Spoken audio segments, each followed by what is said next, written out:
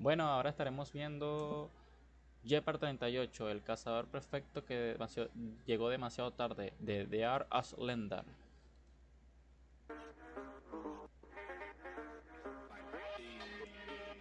Para noviembre de 1943 no había mejor cazacarro alemán que los Stux. Este tanque, como su nombre lo dice el título, fue un tanque que fue la mera hostia. Era barato, pequeño, relativamente fácil de aprender a manejar. ¿Esto de dónde carajo salió? Bueno, este barato, pequeño, fácil de manejar y era un vehículo bastante bueno.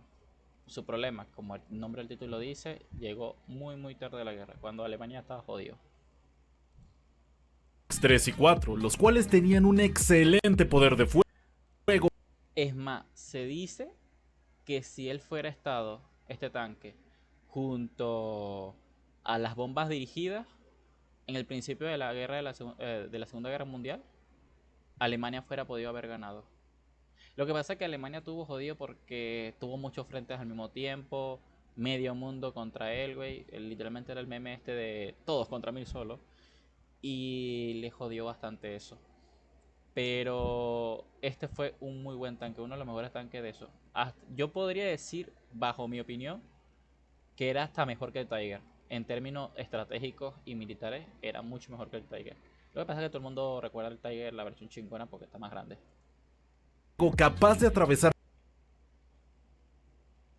al grueso de sus rivales, así como tener un chasis confiable y probado, que también era Espérate, déjame verificar qué calidad está preferido. No mames, huevón.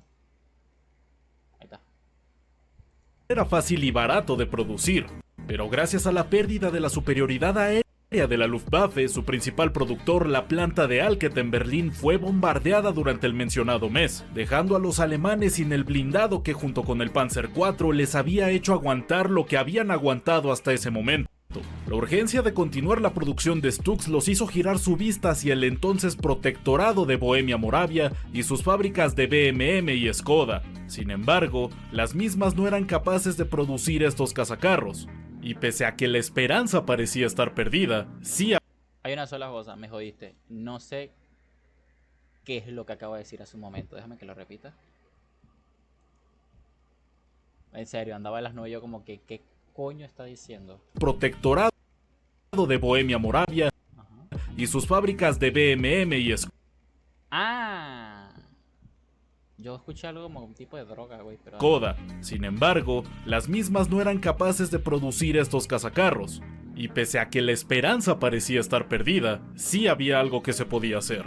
Fue en ese momento que se dio a utilizar el chasis del tanque checo conocido como Panzer 38T para crear un nuevo blindado que tuviera las mismas capacidades que los Stux, naciendo así el Jagdpanzer 38T, el mejor cazacarros construido por los alemanes que, para la buena fortuna del mundo, llegó demasiado tarde.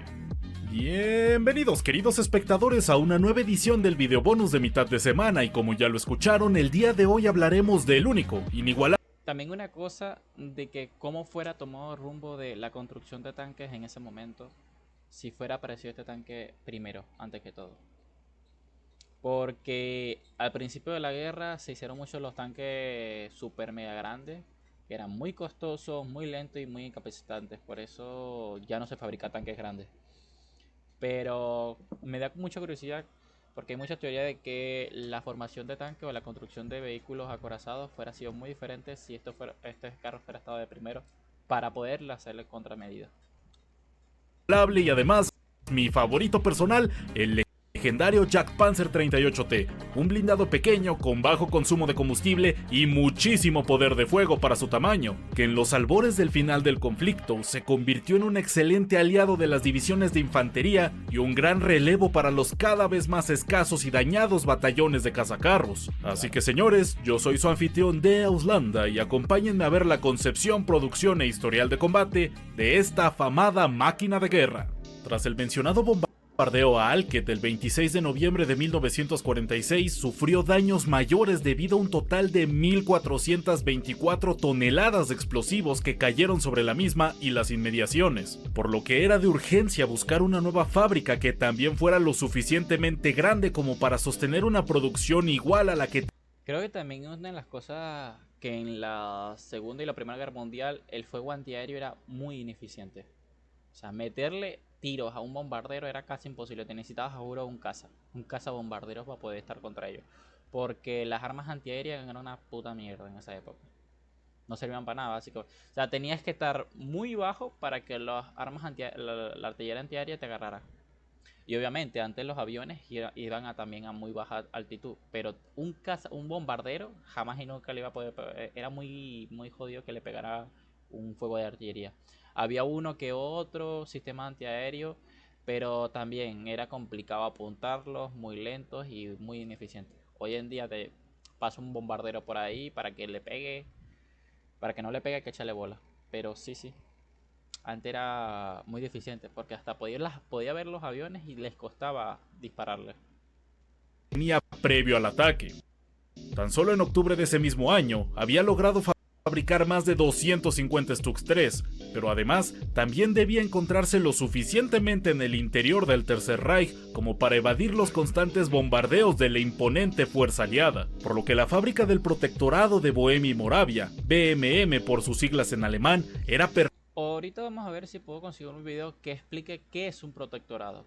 Porque, o sea, entiendo los conceptos básicos, cierto, pero no tengo cómo sería el nivel político de eso y cómo podría autopercibirse un protectorado. Puede tener ejército como su organización militar, cómo se guía. Sé que todo es bajo, ellos son como que un tipo de colonia sin ser colonia. Es algo bien extraño. Un sistema político, o sea, estás en un cuadro político muy extraño y me gustaría saberlo. Así que ahorita vamos a ver si buscamos un video para eso. Pues ya tenía experiencia produciendo tanques como el que vimos en el documental de la semana pasada, el Panzer 38T. Sin embargo, se determinó que la misma no contaba con las instalaciones necesarias para la producción en masa de los Stux. Pero lo que sí se pudo hacer fue la creación de un nuevo blindado que usara como base el chasis del mencionado tanque checo, proponiéndose un nuevo cazacarros que en el papel estaría armado con el PaK-39 de 75 milímetros, montado en una superestructura que contaría con un blindaje frontal de 60 milímetros y que sería capaz de alcanzar los 60. Además, este diseño es buenísimo.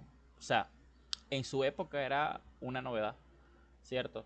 Hoy en día todos los tanques tienen torretas giratorias, pero en su época, como no era algo tan relevante, porque las torretas giratorias eran muy lentas, muy costosas, este vehículo era pequeño y ágil y tenía el suficiente blindaje para poder soportar un poco de fuego, ¿cierto? Era un vehículo bastante bueno.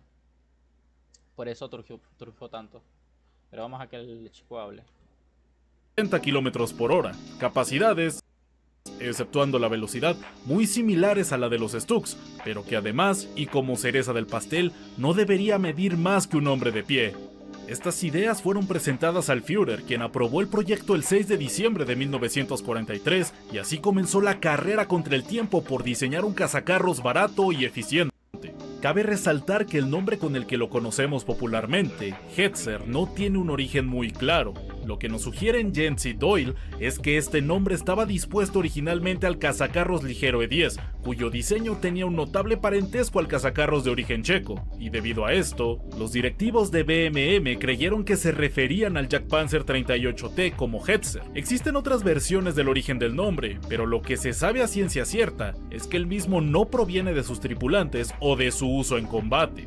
Si bien 60 milímetros de blindaje no es mucho para un blindado, el mismo se encontraba inclinado a 40 grados, aumentando así su defensa efectiva, además de que en el diseño final lograron una altura de apenas 1,84 m. Es eso, el tanque lograba tener la suficiente protección con la menor cantidad de peso de blindaje. Porque esa es la cosa, entre más blindado un vehículo, mucho más pesado es y mucha más potencia de motor necesitas. Y eso era algo que no había en esa época. Entonces debían compensar bastante eso. Y él lograba la cantidad exacta de que costaba dispararle y si un disparo le pegaba, tenía muy altas posibilidades de que el disparo se desviara. Altas posibilidades comparando con que una bala te golpee el carro, pero ala, se entiende lo que trato de decir. Era un blindado bastante difícil de destruir si no se sabía su ubicación exacta. Centímetros.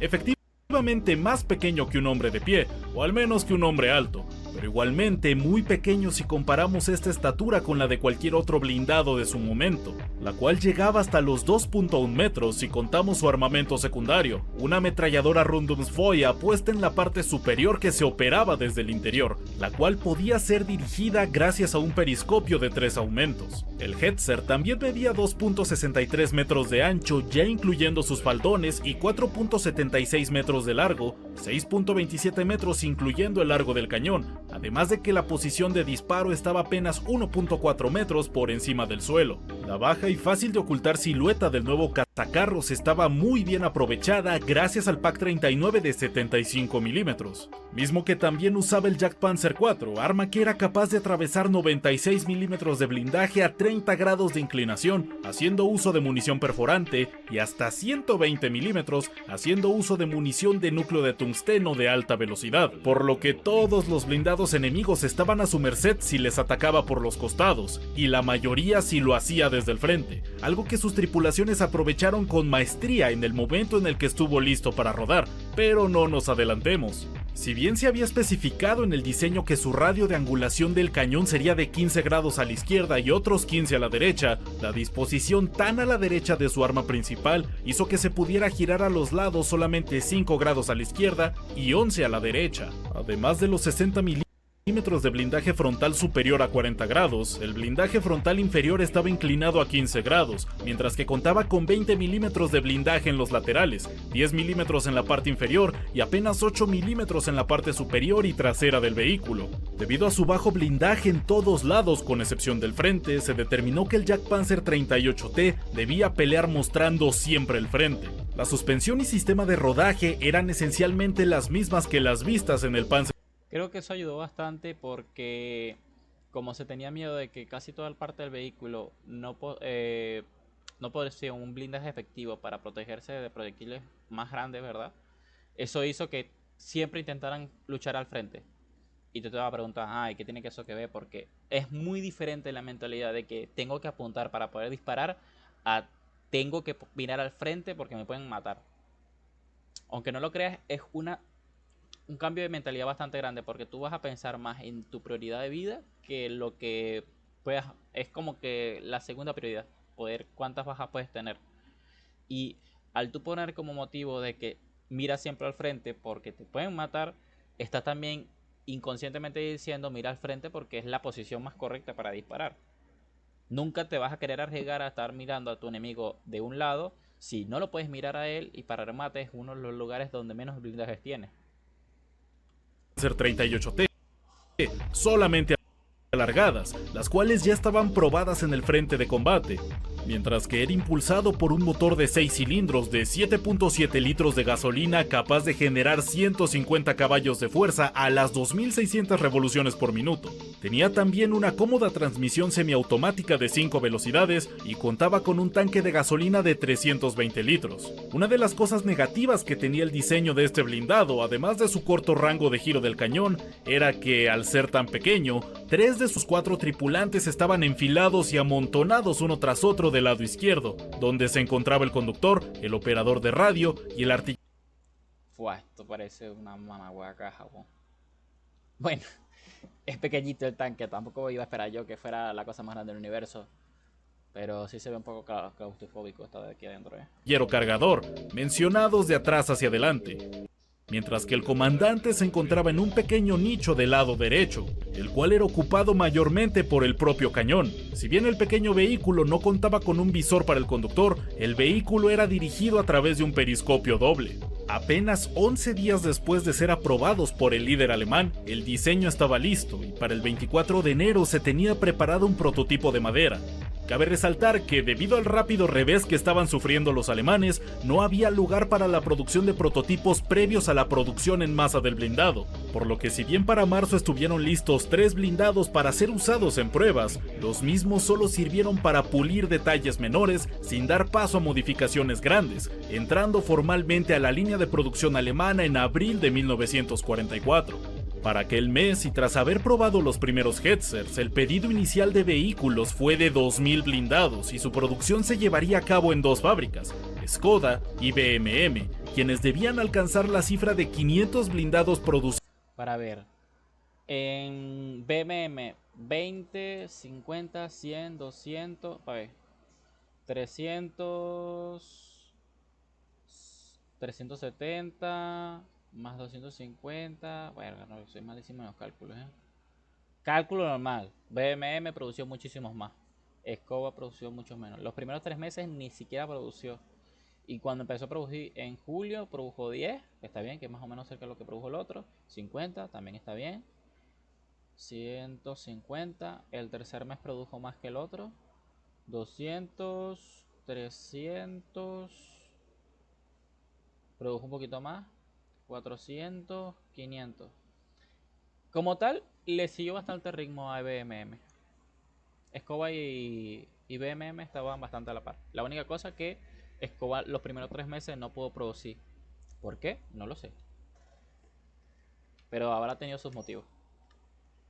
Mensualmente para marzo de 1945, pero esto resultaría imposible, pues para aquel momento, la fábrica alemana con mayor producción no había superado los 350 blindados, mientras que BMM había producido como máximo 150 tanques en su mejor mes, y Škoda directamente jamás había ensamblado un blindado, por lo que la producción a partir de julio se rezagó tanto en la planta de BMM como en Škoda, teniendo que rebajar los objetivos de producción entre agosto y diciembre, y pese a esto, ambas plantas lograron ensamblar alrededor de 2800 Jagdpanzers para el final del conflicto. Lo que pasa es que también un problema de la Segunda Guerra Mundial es que muchas fábricas ni siquiera estaban diseñadas para eso.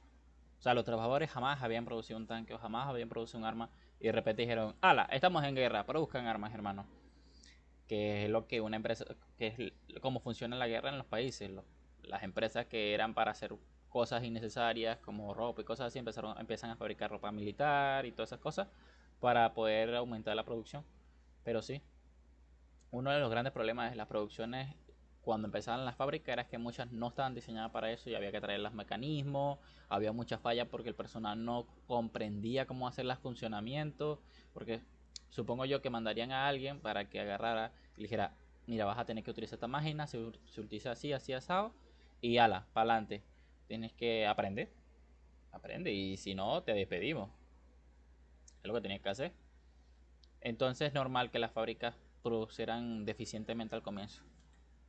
Originalmente, se había planeado la producción de una brigada de Hetzers que se encontraran en el frente a partir de abril de 1944, seguramente después del cumpleaños del Führer el día 20 del mes, en donde se le mostraron 20 unidades completadas del nuevo cazacarros, pero nada más terminar la demostración fueron devueltos a la planta de BMM debido a que presentaban una serie de errores menores, pero que igualmente tenían que ser reparados antes de llevarse al frente, pues el carburador y los sistemas eléctricos presentaban fallas, así como también tenía problemas de filtraciones de aire, siendo estas sus principales dolencias, considerablemente pequeñas si lo comparamos con otros diseños de rápida implementación como lo fue el Panther. Finalmente, para el 13 de julio fue puesta en el frente oriental el primer Panzerjägerabteilung, concretamente el 731, dentro del grupo de ejércitos norte, compuesto enteramente de Hetzers, dispuestos en 3 batallones de 14 blindados cada uno. Ahí estaba en invierno, ¿no? Cuando comenzó la producción de este tanque. Fue cerca de invierno, supongo. Mientras que 3 se emplearon para la defensa del cuartel general de la brigada. Más tarde en ese mismo mes, el Panzerjägerabteilung 743 fue puesto en servicio dentro del grupo de ejército centro. Contrario a lo que uno podría imaginarse, el Hetzer fue pensado desde su concepción por el general Guderian como un blindado de soporte de tropas a pie, dotando a cada división de infantería de varios batallones compuestos por este cazacarros para que pudieran hacerle frente a las principales amenazas con orugas, tanto el T-34 como el Sherman, por mucho los tanques más numerosos vistos en el conflicto, los cuales podía atravesar fácilmente el Jagdpanzer. Ese tanque era una puta mierda, este tanque. Me he topado con gente que lo defiende. No, que es buenísimo, que no sé qué. Yo no sé, a mí no me gusta. No me gusta. Vamos a ver si nos vemos un video explicando los puntos positivos y los puntos negativos de este tanque. para ver si cambio de opinión. Pero en los combates que he leído de él, no me ha gustado. No sé. O será yo que vi solamente combates de mala racha de estos hijos de puta, pero no me gustaron nunca estos tanques. 38T, especialmente haciendo maniobras de flanqueo y emboscadas. En total, apenas 5 Panzerjäger Abteilung fueron creados exclusivamente para el Hetzer, dispuestos en divisiones de infantería en todos los frentes, lo cual supondría un total de unos 225 blindados. ¿Cómo se usó el resto? Bueno, los mismos fueron entregados a divisiones blindadas y batallones de cazacarros compuestos por otras unidades que habían sufrido notorias bajas, por lo que para el final de la guerra, los Hetzers fueron empleados en decenas y decenas de batallones, emparejándose con todo tipo de blindados, desde un Stuck 3 hasta un Nashorn. Una de las cosas que se vio inmediatamente tras la introducción en combate de estos cazacarros es que no tenían la potencia necesaria para moverse a los prometidos 60 km por hora, alcanzando un máximo de 40, aunque realmente se podían mover a una velocidad sostenida de entre 20 y 30 km por hora en carretera y apenas unos 15 en campo traviesa, gracias a que su pequeño motor debía mover un total de 16 toneladas, además de que su peso estaba desbalanceado y hacía que el vehículo se inclinara hacia el frente, por lo que las mejoras en la línea de producción se enfocaron a resolver estos problemas. Si bien su consumo de combustible no era mal, Supongo que esto era las primeras versiones, porque yo había visto un poco su estadística y era un poco más alta. Pero obviamente el tipo está hablando desde el comienzo hasta el final. Y sí, supongo yo que al principio tuvieron muchas deficiencias que fueron arreglando poco a poco. Le digo, la cantidad de kilómetros y esas cosas no mejoraron mucho, ¿eh? Estuvieron casi lo mismo. Pero para la época era bastante bueno y rápido y difícil de darle por su pequeño tamaño. capaz de recorrer 180 kilómetros con su tanque de gasolina de 320 litros lleno, la caótica línea de suministros alemana constantemente impedía que todos los Hetzers de un solo batallón fueran empleados al mismo tiempo, por lo que en marzo de 1945 se dio la orden de iniciar la producción de un Hetzer con un motor diésel, más sencillo y eficiente, pero que jamás llegó a producirse. Si bien era un blindado lento y pesado tomando en cuenta su motorización, sus tripulantes no tardaron mucho en tomarle cariño a este blindado gracias a su robusto blindaje, especialmente útil a la hora de realizar contraataques, pues recordemos que era un blindado que debía acompañar a la infantería, aunque por otro lado, era una bestia ciega del costado derecho, además de que la visibilidad en sí del vehículo tampoco era muy buena, por lo que la mayoría de sus pérdidas se dio en los ataques recibidos por los flancos. De acuerdo al boletín informativo de tropas blindadas expedido en octubre de 1944, las principales tripulaciones del mismo se encontraban orgullosas y con mucha fe en el uso de este vehículo, alabando especialmente a su ametralladora operada desde el interior, la cual fue de extrema utilidad durante el alzamiento. Supongo que al ver tanta la tasa de mortalidad de los que estaban disparando a la ametralladora, tener una ametralladora interna debe ser, había dicho Dios, wow. Tuvo que haber sido como tener Dios. Dijo, no, mano, esta es la mejor cosa que me ha pasado en mi vida. Porque, sí, los que manejaban tanque tenían otros amigos que manejaban otros modelos de tanque donde estaban expuestos a lo de la ametralladora. Y escuchar tan constantemente de que tus compañeros son asesinados, porque yo te digo yo que no tenías mucha protección allá arriba, ¿cierto? Y estar con la ventaja de poder estar dentro, tú decías, no, esta cosa es, Dios es máquina, güey. Buenísimo. Supongo que por eso, una de las razones por las que lo querían tanto. Y porque tiene una tasa de mortalidad bastante alta, ¿eh? O sea, tasa de bajas, me equivoqué en la palabra. Tasa de baja bastante alta. Podía derribar muchos carros con pocos de estos. O sea, en comparación de precio-cantidad, era muy bueno. De Varsovia de 1944, aunque es necesario mencionar que si bien era muy útil para realizar fuego de supresión, cambiar el cinturón de munición del armamento secundario requería asomarse por la escotilla, por lo que era necesario tener otro Hetzer disponible que pudiera... Espera, ¿qué? La ametralladora, supongo. Sí, la ametralladora, ya. Ya había flashado yo. Yo no me sabía ese dato. Pues sí, supongo, ¿no? Porque mágicamente no se va a cambiar eso ahí. Pudiera darle fuego de cobertura mientras se realizaba esta tarea. Respecto al combate contra otros blindados, el anteriormente mencionado boletín informa exactamente que, en un periodo corto de tiempo, una compañía destruyó 20 tanques soviéticos sin recibir ni una sola baja. Otro batallón destruyó 57 tanques, de los cuales 2 eran IS-2, destruidos a una distancia de 800 metros. De estos Hetzers, ninguno recibió ninguna baja. Para alcanzar el siguiente objetivo, este mismo batallón cubrió 160 kilómetros en un solo día, sin que ni una sola unidad presentara fallas mecánicas. Durante la marcha, en áreas de combate y durante tareas de observación, el mejor camuflaje para el cazacarros es disfrazarlo como arbusto, el cual debe estar colocado de tal manera que pueda ser quitado por la tripulación en cuestión de segundos para abrir fuego. En combate, la baja silueta del cazacarros ligero debe aprovecharse para abrir fuego directo, para luego reposicionarse rápidamente a un nuevo... Me pregunto si un tanque hoy en día como esto sería efectivo. Creo que no, por la modelización de las torretas, ¿cierto? En su época funcionó bastante bien porque las torretas eran extremadamente lentas y te daba chance de... Había cantidad de diferencias, ¿cierto?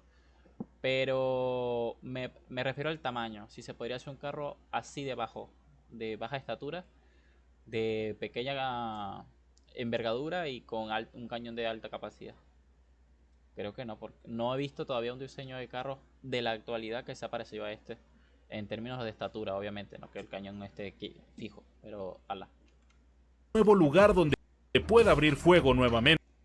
El blindaje frontal es capaz de resistir el poder de penetración del cañón antitanque soviético de 76 milímetros, y hasta ahora las pérdidas solo se han dado cuando han ocurrido impactos en los laterales y en la parte trasera, por lo cual es importante atacar mostrando el robusto pecho al enemigo. Si bien se enaltecen los grandes y notables aciertos del blindado, aquel informe de octubre también recalca el hecho de que el Hetzer no debe ser usado para tareas de reconocimiento debido a su baja velocidad, así como tampoco es un blindado diseñado para ayudar a sostener ataques en zonas pantanosas. También se ordena que los Hetzer se usen como mínimo en una fuerza de pelotón, es decir, 4 blindados, pues deben ser capaces de darse cobertura de fuego mutua en todo momento, especialmente durante el combate a la infantería, por los ya mencionados cambios de munición que tanto exponían a su... No es un vehículo que puede estar solo, en palabras sencillas.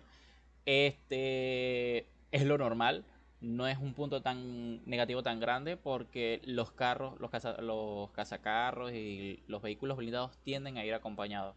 Hay muy pocos vehículos blindados, ¿cierto? Para derribar carros, un cazacarro como se le podría decir, que puedan andar solos, que yo conozca, ¿cierto? Tampoco soy el señor de las armas, que conoce aquí todo, pero que yo conozca, no hay muchos vehículos que pueden estar solos y que se percibe su seguridad. De que lo recomendable es que siempre estén acompañados, por lo menos con un compañero. Lo mínimo, lo normal serían 5 o 4 vehículos más, aparte de él, o que tengan algún apoyo para defensa, algo, pero no es recomendable, o yo no he visto formaciones que se recomienden donde el vehículo tenga que estar solo. Tripulación. Conforme avanzó el conflicto y se aumentaron los números del Hetzer, se pensó mandar 15 unidades de los mismos a Rumania, pero gracias a la mencionada baja de producción entre agosto y diciembre de 1944 de este blindado, se terminó por cancelar esa orden. Sin embargo, Hungría sí llegó a recibir un total de 75 Jagdpanzers 38T a lo largo del resto del conflicto. Durante la ofensiva de las Ardenas en diciembre de 1944, el Panzerjägerabteilung 741 junto con otras 18 compañías compuestas de distintos cazacarros se lanzaron al ataque, sumando un total de 295 Hetzers, una de las batallas en donde más se usó de manera simultánea a este blindado. Para principios de enero de 1945, dentro de la bolsa de Curlandia, los soviéticos atacaron una pequeña aldea de nombre Valky, y durante el contraataque alemán se encontraba un pelotón de Hetzers acompañados de cerca por infantería, quienes fueron capaces de retomar la posición arrebatada por los soviéticos, atacándoles por uno de los flancos, además de que la infantería fue de extrema ayuda una vez alcanzada la zona urbana, quienes pudieron barrer la resistencia enemiga en el interior. Más tarde, en esa misma batalla, 2 compañías de tanques soviéticos atacaron nuevamente las posiciones alemanas, haciéndoles retroceder, especialmente por la presencia de un IS-2 que se enganchó en combate con un pelotón de Hetzers que se encontraba en una pendiente inversa. Mientras 3 de estos blindados estaban directamente bajo fuego del pesado soviético, el comandante de la formación mandó a uno de sus blindados para atacar a... Es que mira lo complicado que debe ser pegarle un tiro a esta cosa. Debe ser bien complicado, porque hasta, mira, hasta el cañón está hecho y diseñado para que los tiros reboten. Esta cosa debe haber sido bien complicada de pegarle un tiro y que acierte, al frente por lo menos. Al enemigo desde uno de sus flancos, logrando alcanzarlo y provocándole un incendio que terminó por consumir totalmente al blindado ruso. Cabe resaltar que de los 10 tiros que dio el IS-2, ninguno logró atinar a los Hetzers, cayendo siempre 100 metros delante de los mismos, quienes aprovecharon al máximo sus posiciones y el trabajo en conjunto, pues esta batalla recalca 2 de las órdenes más dadas a las tripulaciones de estos cazacarros: nunca trabajar en formaciones menores a un pelotón y reposicionarse para poder atacar los flancos, aprovechando la baja silueta del vehículo. En uno de los últimos informes relacionados a estos blindados dado el 15 de marzo de 1945, había 51 compañías de caza. Esa es una cosa, era la mentalidad con la que los del vehículo iban. Sabían cuáles eran sus ventajas y era algo que se les recalcaba e intentaban cumplir esas funciones y aprovecharse lo más posible de lo pequeño que era el vehículo. Carros en el frente oriental, las cuales tenían a su disposición un total de 529 Hetzers, de los cuales 339 estaban operativos. En el frente occidental, toneladas de explosivos que cayeron sobre la misma y... What the fuck? Le pegó la loquera a esta cosa. Bueno, el video ya está terminando, por cierto. Por aquí. Reposicionarse para poder atacar los flancos, aprovechando la baja silueta del vehículo. En uno de los últimos informes relacionados a estos blindados dado el 15 de marzo de 1945, había 51 compañías de cazacarros en el frente oriental, las cuales tenían a su disposición un total de 529 Hetzers, de los cuales 339 estaban operativos. En el frente occidental había 236 Hetzers disponibles, de los cuales 137 estaban en orden de combate, mientras que en el frente italiano había 56 carros de este tipo, de los cuales 49 se encontraban listos para el combate. Cifras bastante sorprendentes tanto por el avanzado estado de la guerra como por el hecho de tener... Versión suiza de la posguerra renombrada como G13.53. De estos blindados fueron usados por este ejército. Tener tantas unidades listas para la batalla, y de las que no se encontraban listas, en su mayoría estaban a la espera de municiones y combustible. Como se mencionó anteriormente, para la finalización del conflicto se construyeron cerca de 2.800 unidades de estos blindados, cuya producción se vio rezagada tanto por la inexperiencia de Škoda como por los bombardeos que sufrió la misma desde octubre del 44, recibiendo una media de 400 toneladas de explosivos por ataque, los cuales se repitieron. No manches, huevón, se pasaron. Sí que querían esa fábrica destruida, güey. Dieron otras 3 veces, tanto en la planta de Škoda como en BMM. Y pese a estos ataques, ya bastante tardíos, el número de unidades construidas es bastante impresionante. El Jagdpanzer 38T, mejor conocido como Hetzer, es un blindado que cumplió de manera excelente a la hora de sustituir al ya veterano Stuka 3, cuya silueta, aún más baja y blindaje inclinado le permitieron mantenerse vigente en la lucha de supervivencia que se desencadenó en el interior del Reich a partir del mismo año en el que entró en combate. Además de que tanto sus tripulantes como los comandantes que tuvieron a su disposición estas unidades supieron valorarlos adecuadamente, pues su versatilidad a la hora tanto de atacar como de defender queda grabada dentro de los testimonios que repasamos durante su historial de combate. Y aunque llegó demasiado tarde al conflicto, como otras tantas maravillas que Alemania desarrolló durante la guerra, lo cierto es que las prestaciones de este blindado fueron infinitamente superiores a la de algunas armas maravillosas que buscaban cumplir con el mismo rol, tal y como es el caso del Jagdtiger o del Elephant, blindados demasiado notorios y complejos como para cumplir de buena manera su función. El Hetzer era una excelente máquina, con sus limitaciones, como ya las vimos, pero su pequeña silueta, excelente poder de fuego, fiabilidad mecánica, fácil y rápida producción, si bien no lo hacían perfecto, sí que lo convirtieron en el blindado que Alemania necesitaba, pero que simplemente tardó demasiado en aparecer, y aún así, su impacto Sí. Se dice que fuera a cambiar bastante la guerra con este tanque. En la guerra fue notorio, relevando a los batallones de cazacarros más agotados, ayudando a extender la guerra hasta el amargo final que tuvo el ejército alemán durante mayo de 1945. Y esto fue todo por esta ocasión, espero lo hayan disfrutado y si llegaste hasta aquí, seguramente lo hiciste y más me vale que haya creado algo interesante. Fue muy bueno el video. Como estoy viendo un video de Lemar, no pude evitar ver el simbolito de disminución y ver la cruz alemana, güey. Voy a sumar.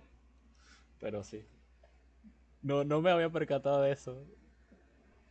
Bueno, estuvo bastante el video. Hijo de puta, tu nombre es complicado como su abuela, ¿eh? Sabes que tuve que buscar un traductor para poder meter nombre, ¿verdad? Pero vamos a suscribirnos porque estuvo bastante bueno el video. Y la voz del narrador que tiene, loco, flashea.